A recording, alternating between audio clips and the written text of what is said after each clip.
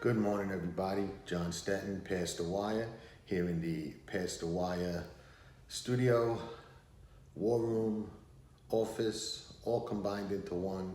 Talking Sport Kings, 1 week out from the Belmont Stakes and Justifies run at the Triple Crown. So here we are, a week out, and we've got a lot of interesting racing across the country today. We'll talk about a little bit of it.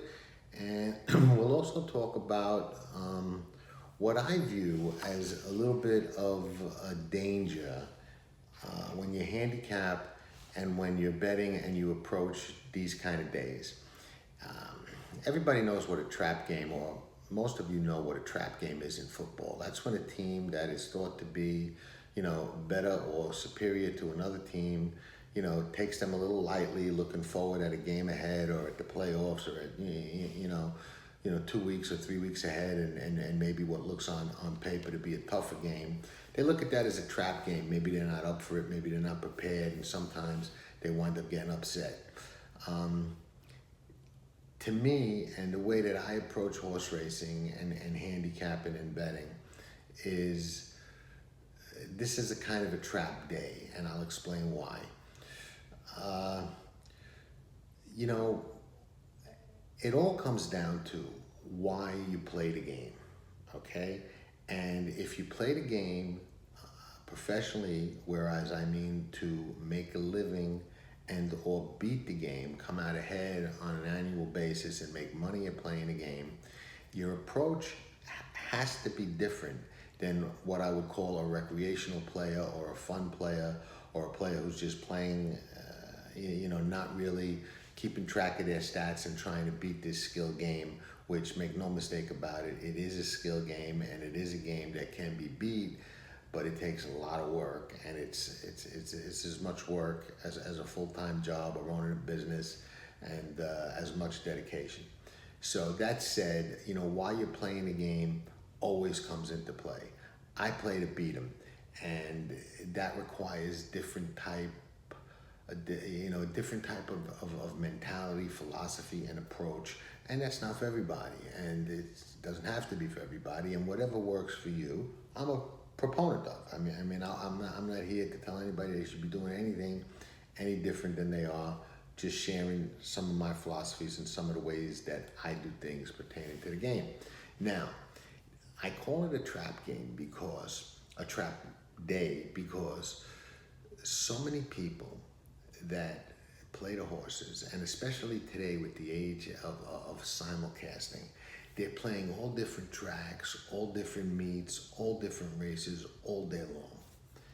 That really decreases your chance of beating the game.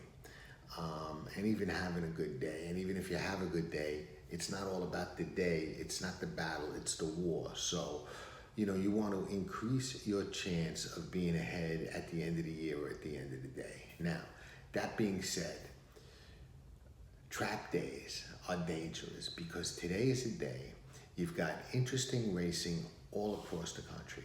Now, for a player like me, I like to zone in on specific meets. Now, this is not something that, ADWs are going to love me talking about and racetracks are going to love me talking about, because it's a disciplined approach. It's a less is more approach. But for a handicapper like me, who does not like to be unprepared, okay, I have to really study and delve into a card. And when I do that, I look at how the meet's going, how things are going, what's happening and going on. And that is important in my analysis of a race, or what I think is going to happen, or how I think things are going to unfold. Now, when you have a day like today and they introduce different tracks all over the place that you might not normally be betting, takes your focus away from your main track, you try and zone in on that one track and combine it with the other tracks you want to look at, and to me, creates a smorgasbord of confusion. I like to be focused, zoned in. This time of year, I'm usually playing Belmont in the daytime, Santa Anita, California, a little bit more towards the evening, and that's really it. And the way that I handicap and approach the game with watching replays, looking at sheets, projecting the pace, getting deep into the past performances. There's just so much time to do an entire card. Now, I've discussed with a lot of tournament players and a lot of people that use computer programs, I could do the 5 cards in 20 minutes. Good luck. If they're beating the game, all the power to them. I truly doubt it. For me, it takes more work than that and more focus than that. And, the tournament players are a little bit different. They're forced to look at a lot of tracks in a short period of time, and they probably have systems they use. And then, the $2 win and place format, a lot of them are just playing the odds and playing the board to, move up the leaderboard. And, that might not be as much handicapping, cash money, as an everyday cash player might be doing. So different animal tournaments. Now the cash tournaments are obviously different, but to me, a lot of study, a lot of work goes involved in a card. Now today, you've got interesting cards in Santa Anita, Churchill Downs, Belmont Park, and Penn National has their big day today, so that adds a 4th track into the major player mix with good racing, competitive racing, and better horses. So now you got 4 tracks to kind of look for. My suggestion, what I do on those days is I skim them all, look at them all, but I decide where I'm going to play. I pick the 1 or 2 that I like the best. It may be my regular 2, Belmont, Santa Anita. I may switch for that one day, but I try not to spread my bankroll for the day across all of those tracks, playing all over the place, all these different races, because it's just not, not what works for me, a kill shot player. I rather pick my 1, 2, even 3 spots, hit those spots hard, and if I'm right in any one of them, I'm okay. Right to the top, we're good. So with that philosophy, days like today can be challenging because you want to look everywhere, you want to play everywhere. Now, the discipline comes in. I look everywhere, I follow everywhere. I'll watch the Epsom Derby today and Saxon Warrior, who's a really nice horse running for Aidan O'Brien, because there's other horses in that race that might wind up here in the Breeders' Cup or Arlington Million Day or one of these other big days, and it's good to get a gauge on them. So I'll be watching all of these races. I'll DVR all of these races. I'll go back, watch all the replays of the ones that I don't catch live. But where I take my shots is going to be in select areas, not spread all over the place like a smorgasbord, because, to me, it's not a buffet. It's a surf and turf, one shot, boom, hit it, and that's how I approach the game. So, that said, before we talk about the races, I'm going to just touch base briefly on something else that I've talked a lot about lately, because going into the Belmont, I see a lot of people talking about this, and I think it's dangerous and can really lead you astray. Not everybody, and sometimes you wind up, you go here, and you wind up in the same place anyway, and that's okay. Doesn't matter whether you go this way or a straight line, as long as you get there, you're all right. But what I see a lot of people doing is talking about, the Belmont Stakes is only won by this kind of horse, or the last couple of winners did this, or the last couple of winners did that. And, the Belmont Stakes got over a century of history. You got to consider it all. Granted, the game has changed and evolved over the years. But, I said it before the Derby to all the people that said, Apollo, 1800, you can't do it. Every year, every crop, every pace scenario, every racetrack is different. What happened last year does not happen this year necessarily. It could not. So if you're bucking a trend and you're right, then that trend doesn't matter. To me, it's dangerous to say that, you got to have speed to win the Belmont. I've been watching a lot of Belmonts, more than a lot of people. I've seen horses come from the clouds and win the Belmont. I've seen horses go wire to wire that nobody thought could win the Belmont. The Tara, wire to wire, Nobody thought Tara was going to win the race. Never even won another race. I think won one race maybe prior to that. So anything can happen on any given Saturday, Sunday, Wednesday, whatever the day is. Every year, everything is different, and trends are made to be looked at, but not adhered to, because they really have no bearing on what's going to happen with this particular field. So try and keep that in mind. And looking at the races today, and we've got some nice ones. I'm very excited to watch Analyze That run. He's an exciting point of entry colt, 3-year-old turf horse for Chad Brown, and I said it on a previous broadcast. I wouldn't be surprised if Chad does what his mentor Bobby Frankel was so sharp at doing, and that's running a turf horse on the dirt in a really tough spot.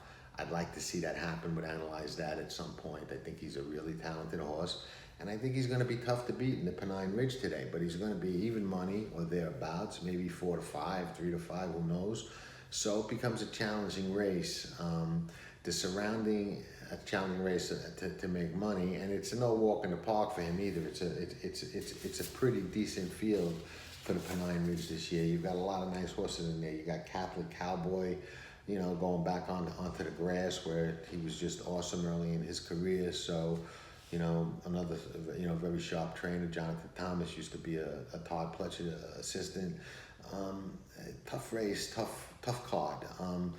But I do think Analyze That is a very talented and very special horse. The problem is, how do you make money with a horse like that on a day like today? Well, you've got 3 horses that are going to garner all the attention in the second hole, and that's Untamed Domain, Catholic Boy, and Hawkish. So those 3 in the second hole are going to take all the money in the exactas, and I think if you like Analyze That as I do, you can maybe make some money or create some value in the race by using someone other than those 3 for second. And there's a couple in there that intrigue me. I think Up the Ante has a heck of a shot for second. The 2 bottom horses, Dickinson's horse and Channel Cat, both look like they can run second. But the one that I lean to most, and the exacta that I'm probably going to play, is the horse of Bill Mott's that just broke his maiden, Irish Territory. He'll probably be, with all these other horses, completely overlooked in the exacta in the second hole. And I think he's got a better shot than most people realize to get a piece of this. And maybe the way that I'll play it is Analyze That on top, with Irish Territory second, with a couple of horses third. Then the same way, Analyze That first, a couple of horses second, and Irish Territory third. But I'll probably stick to Irish Territory in the second hole and try and create some value in the race that way.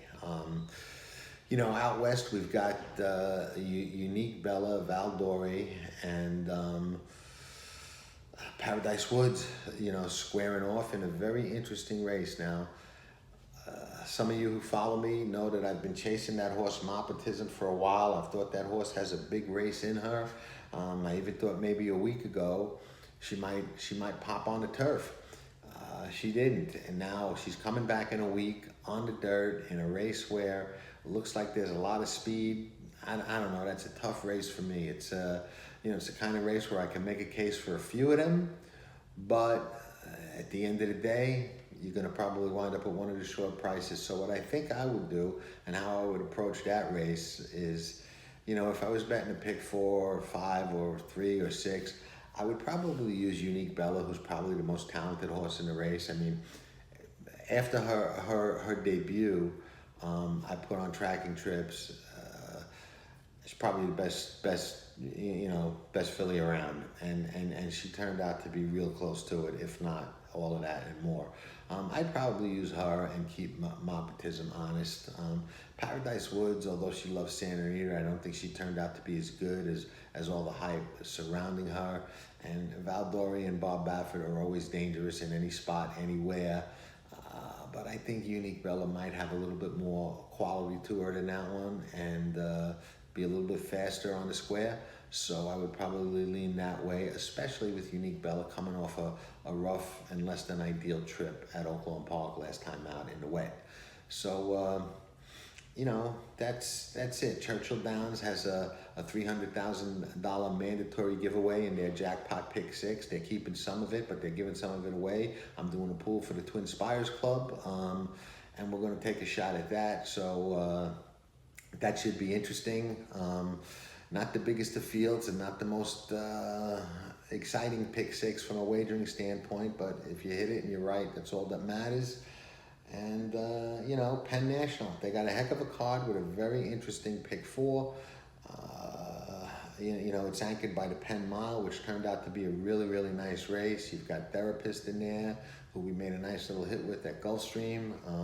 Maraud for Todd Pletcher, but there's a couple of other horses in there. I mean, believe it or not, if I played that pick 4, which I'm not going to, because like I discussed, I'm going to stick to, you know, my tracks and my shot, and you know, the Exactor and the Pennine Ridge is probably going to be my key play for the day, but there'll be some others around that, but that'll be the key. And you know, my thought on that whole Penn National pick 4 is, if I was playing it, I would go very, very narrow with 1 or 2 or a couple, you know, even a couple of singles in the first 3 legs, and I'd spread in that last leg, because I'm just not sure what's going to happen there, and it's almost an all leg for me, to tell you the truth. I really think there's some horses that can jump up in the Penn Mile. So that's it. Exciting Saturday morning. A lot of racing to watch all over the place, starting with the big race at Epsom and Saxon Warrior in Europe and England,